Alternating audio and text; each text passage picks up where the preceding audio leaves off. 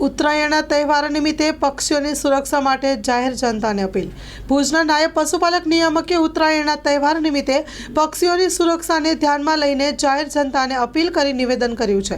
Story report by Karan Vaghela, Bhuj. Doctor Rajesh Patel, જિલ્લા પશુપાલન અધિકારી, કચ્છ. ચાલુ મહિનામાં 14મી જાન્યુઆરીના ઉત્તરાયણનો પર્વ આવી રહ્યો છે. આ પર્વ નિમિત્તે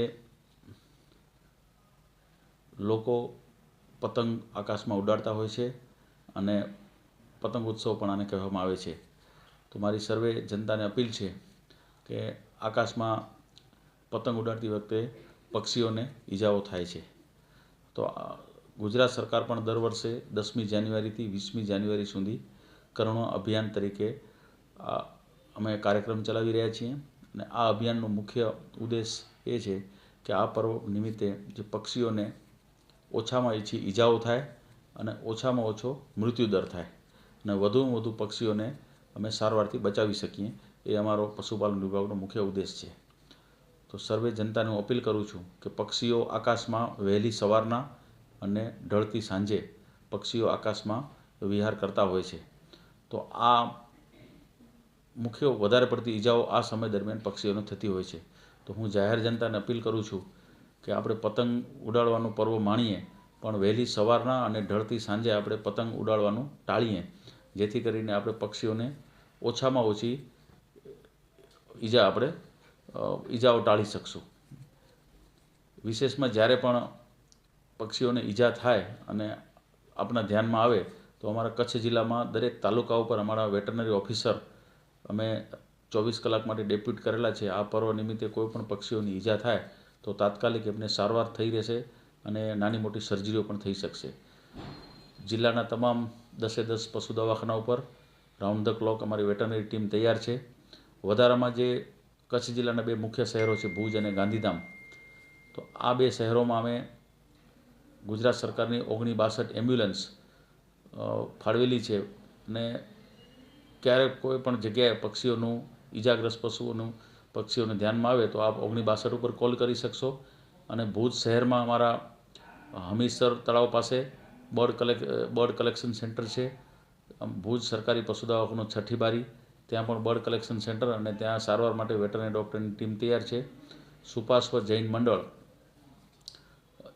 જે ભુજમાં સેવાભાવી સંસ્થા છે, પશુ પક્ષીઓની સારવાર કરે છે, એમનું પણ વીડી હાઈસ્કૂલ પાસે સેન્ટર છે.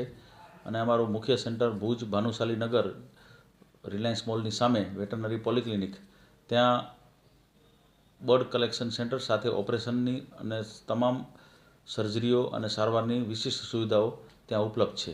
વધારામાં માધાપરમાં પણ સરકારી પીએચસી ખાતે પણ આ બર્ડ કલેક્શન સેન્ટર અને સારવારનું કેન્દ્ર ઊભું કર્યું છે. ગાંધીધામ શહેરમાં ઝંડા ચોક વિસ્તારમાં પણ અમે બર્ડ કલેક્શન સેન્ટર અને ત્યાં પ્રાથમિક સારવારનું કેન્દ્ર ઊભું કરેલ છે.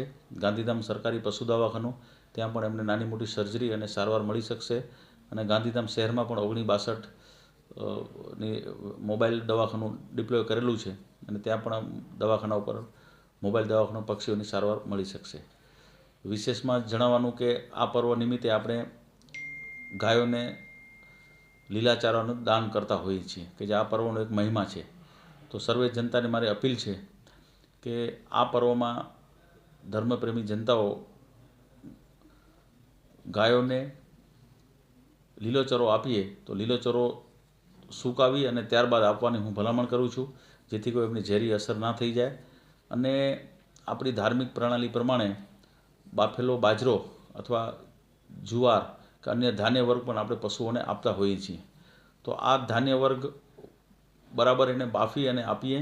કાચું ધાન્ય વર્ગ પશુઓને ન ખવડાવીએ અને જેટલી એમની લિમિટ છે, લિમિટ સુધી જ એમને ખવડાવીએ, જેથી કરીને પશુઓને આપણે રૂમિનલ એસિડોસિસને કારણે ઘણા મૃત્યુના કેસ થતા હોય.